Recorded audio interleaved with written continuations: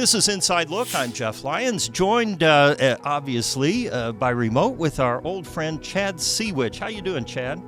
I'm doing great. How you guys doing? Well, Tri-State we're doing looking good? we're doing all right. We were going to fly you in, but when we looked at the rider on your contract and all the requirements, it broke the bank here for Inside Look. So we're doing it here over Zoom, and we appreciate you taking a little time out of your busy day to talk to us here on Inside Look. Absolutely. I'm excited to talk about all things Tri-State today. Yeah. So what's new with you? What have you been up to since you left Channel 14 in, what was it, 2013, right? Very early? Yeah, January 1st, Or 2014, I pulled up 14? stakes. Yeah, but yeah, you're right. 2013 was my last day on the air and moved to Palm Springs, opened a business for, 6, 7 years, then moved back home to Minneapolis eventually. And that's where I am right now. I'm working at the University of Minnesota in communications and marketing, of course. And people are always asking me about the weather. So I still have that side hustle going on. But yeah, living the good life here. Yeah, you had it in your blood. You still have it in your blood. You never get rid of the weather bug, one way or the other. That is 100% true. Yes, So I do miss it. Yeah. just for right now, what's the weather doing in Minneapolis? I see you're there by your window. What kind of weather do you have? We'll let you fulfill that need. Well, we've got partly cloudy skies and 46 degrees, a very light wind out of the south temporarily. But yeah, it's going to cool off once again before a nice warm up next week. So yeah, Yeah, we've got some it's the transition time of year, as you know. And yeah, here in Minnesota, we have a lot of transitions. So sure. yeah, a Oh, lot going on. okay. Well, life's going well, okay down here. And of course, the other question I had, it kind of take people back, even though you were on the air for 13 years, it's been some time since you left us. You came to us from the Northern Plains. Weren't you in South Dakota, right, before you came here? South Dakota, I was in Rapid City before 14, and before that, I was in Sioux Falls for a few years. That's where I started. I won't give you the whole rundown, but I started as a photographer, and then I moved up into the reporting world. And, I don't know if I ever told you this. The weekend weather person, she just abruptly quit, and they were looking for somebody, and I had always had such a huge thing about weather since I was a kid, since I was 8 years old. And they said, well, let's try out. And I did it. And it went well enough that I stayed on weekends. And then eventually, like I said, moved to Rapid City. And then I was only there a few months before 14 just snatched me up. And yeah, here I am now. Yeah, Yeah. and you're dealing with northern plains weather, which changes. It's like 90 one day, and then you got a couple feet of snow the next, right? So that was a good way to get your chops in weather. It really was. We get a lot of snow, obviously, up here. But, I remember tri-state days when we had a lot of snow as well. I mean, those are the times that really stick out with me, the ones that kind of reminded me of back home when we had almost 2 feet of snow back in, I think that was '04, 2004. wasn't it? Yeah, it was Oh three, oh December four. 23rd, 2004. There you And go. we Yeah, were I remember working it that very night. well. Yeah, we worked so many storms together. They all kind of run together. But you always came in, no matter what the day, what the hour, if one of us was stuck here, Yeah. forecasting or not forecasting, but doing wall to wall coverage, we'd always hear the door fly open, hit the back wall. You'd come running in, and usually wet, because it was raining out there. And then 5 minutes later, you're on the air with us, and we do the whole thing. Do you miss any aspect of that at all? I really do. I miss that part. It was our breaking news. It was our, challenge that we didn't see every day when it was sunny and nice. So I hate to use the word exciting because that's probably not the right phrase to use in a severe weather situation. But it gets your adrenaline going, and it really It's helps urgent, you. very It's urgent. urgent. It keeps your skills fresh when you're chasing things on radar, other than like a sunny day. So yeah, I mean there's definitely a part of it that I really do miss about that. And you and I have talked about this. I still watch you all. I watch you when you're wall to wall from here. People think I'm crazy. I'm watching weather from 1,500 miles away or whatever. And it's like, well, yeah, but I was there. I remember I was there with Jeff all the time and Byron, and there's a camaraderie there and a team. I don't want to be all schmaltzy, but we relied on each other. and I know you still do with your team. And that was one of my favorite parts of that job. You said something really interesting when we did our interview. I think this way as well for the 70th anniversary show that I put together a couple of years ago. And you talked about how when you first came in, it was a job, of course, and a step up for you. But as you spent an inordinately long amount of time here, especially working the weekend shift, 13 years. But you told me, and I want you to kind of retell that again, how you sort of grew into the community and realized your role in protecting them and informing them and how important you'd become. And you probably hadn't really thought about that. It was just a job when you came in. Yeah, when I first got there, I mean, I really didn't know the area at all. And you learn fast. I mean, we had what, 26 counties that we warned for? So you learn not only the geography of it, but, going out to all the communities and doing stories and unfortunately aftermath stories when there was severe weather. You learn and you listen to people who live there for their entire lives, and it really became my community.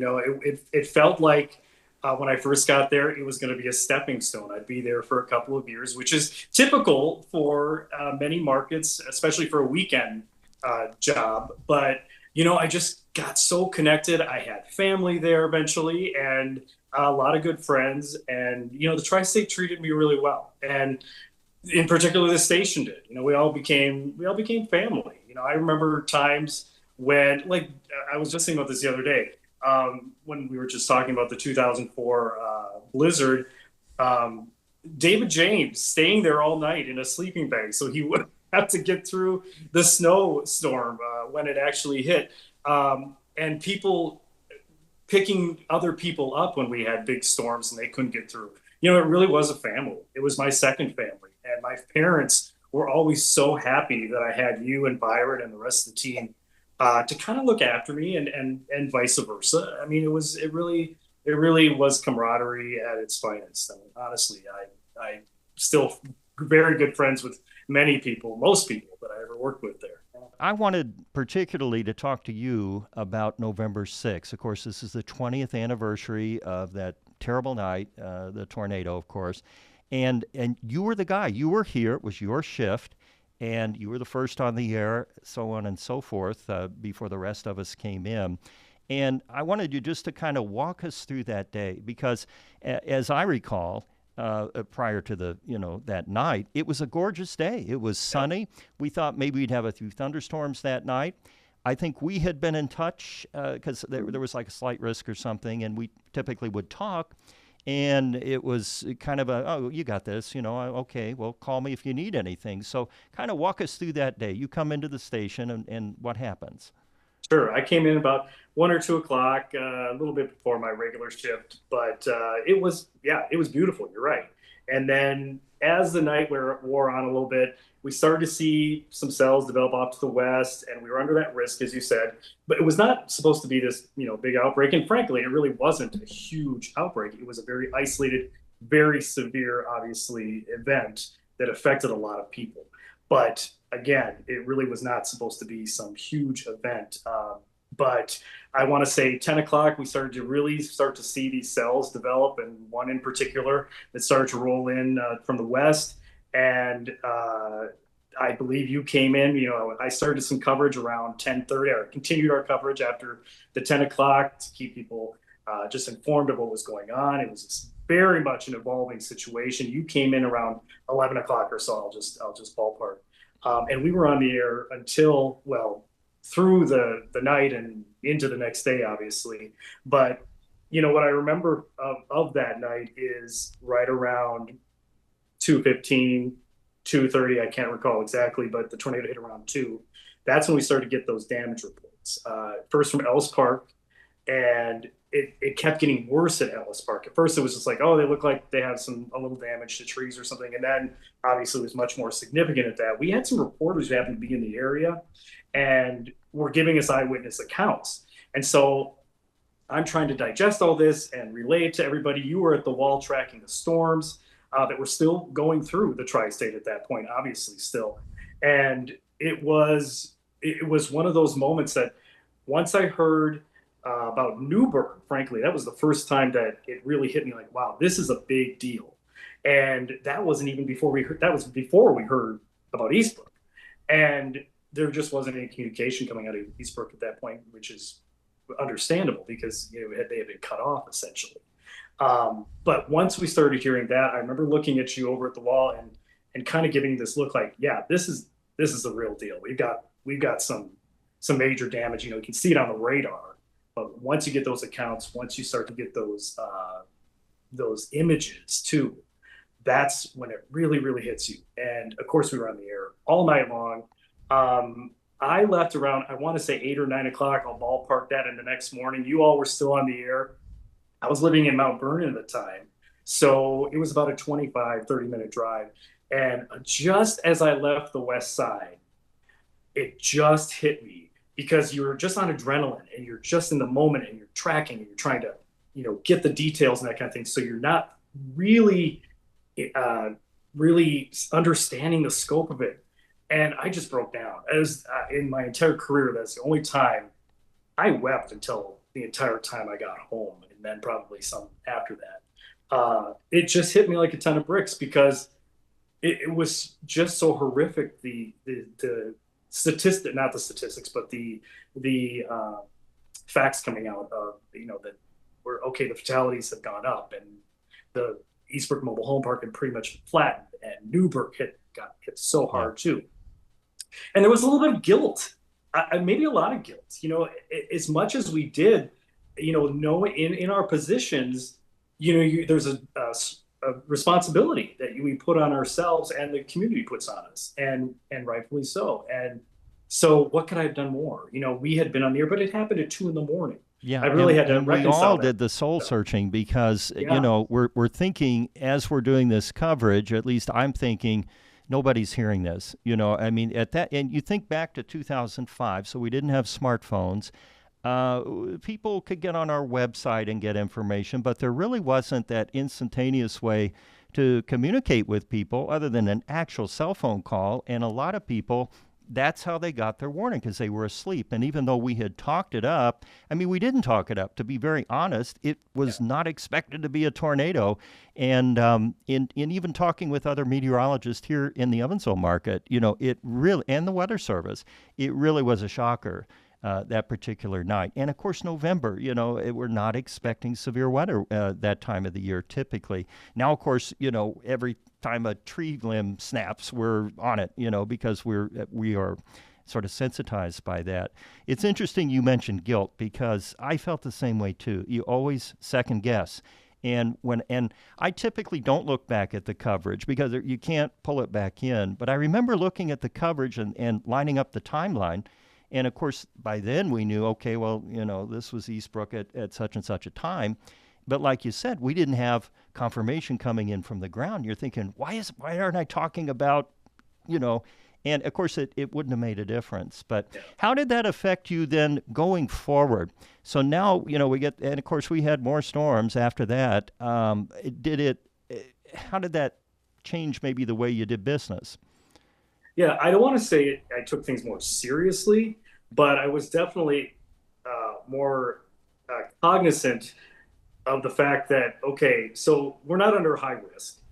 These things can pop up. These supercells isolated can pop up out of nowhere and do this kind of damage. So yeah, I was definitely on guard more anytime we had even the slightest risk of severe weather. And again, I wouldn't say I took it more seriously because I always took it seriously, but it just in the back of my mind, it was always, okay, is this going to be another East? Is this going to be this type of situation unfold again?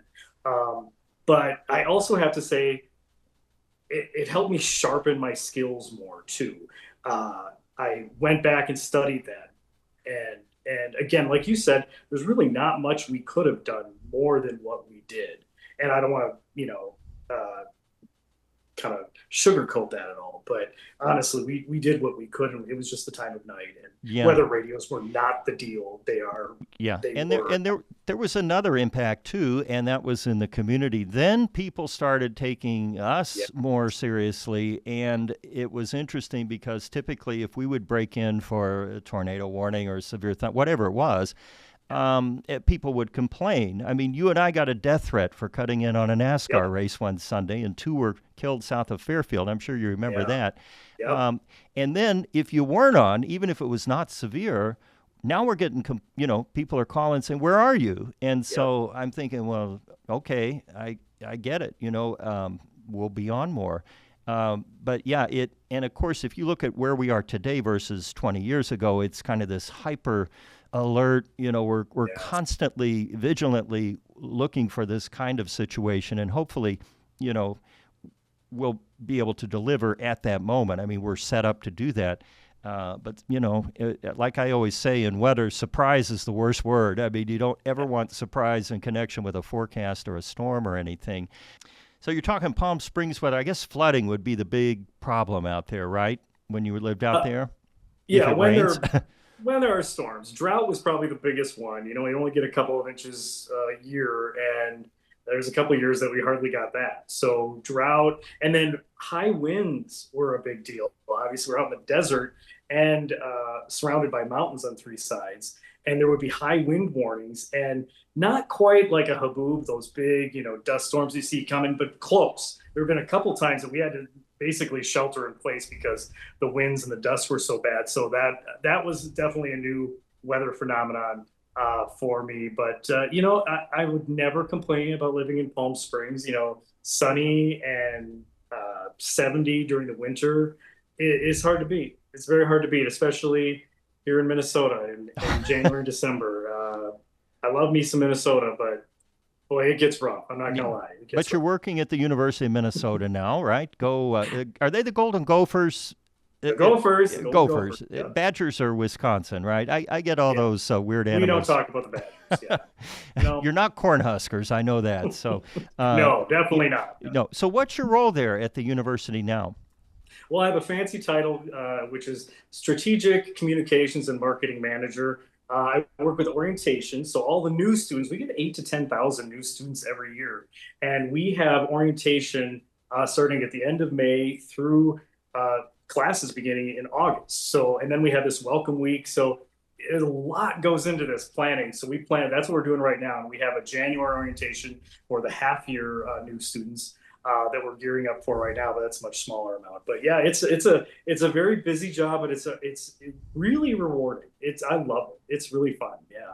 And do you have to wear a Golden Gopher like costume, to get the kids worked up on that first day, kind of a pep rally sort of thing? I don't have to do that, but we do have Goldie, our mascot, There running you go. around during orientation. Yes, he's around there and getting the kids or the students, I should say, Yeah. all hyped up. But higher education, yeah, this is my third act, Jeff.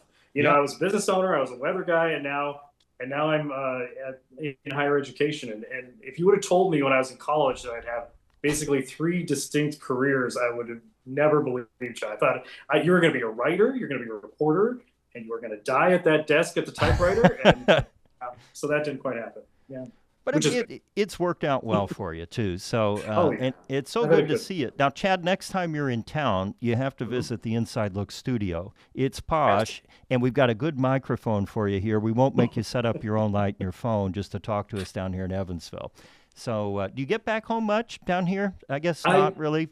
It's been a couple of years, actually. Well, gosh, I think it was right before COVID, so it's been Yeah, 5 the years now. reunion. That's So right. Yeah, it's been a I'm, while back. or no, no, no, I was down there in 2022. Yeah, when we all got together for a friend, and yeah, that was. Gosh, you're right. I forgot. I was there just a couple of years ago, and I tell you, You it's drew a it's big interesting crowd. I how. mean, we had at least Yes. two tables pushed together at Hacienda, so Yep. it was a major As much thing. as things stay the same, I mean, there's always changes going on. So I Mm. love coming back. I still have family. I have a lot of friends there. So you're right. I'm due for a visit. People often ask about you, believe it or not. I mean, you would believe it because you spent a significant part of your career working on and not only weather, you anchored here, you reported, you did all kinds of things. So you made your mark. And of course, you were here, for all kinds of weather, and we're glad of it. So I appreciate you being here on Inside Look with us, Chad Sewich. Absolutely. Good to talk to you, Jeff. And yes, I will make that plan hopefully very soon. All right. We'll keep in touch. And if you'd like to hear more from Chad Sewich or see our other podcast, you can do that on the Inside Look podcast, wherever you get the podcast. I think I've said podcast 5 times now. But anyway, you get the point. You can also watch on the 14 News YouTube channel. With Chad Sewich, I'm Jeff Lyons. Thanks for joining.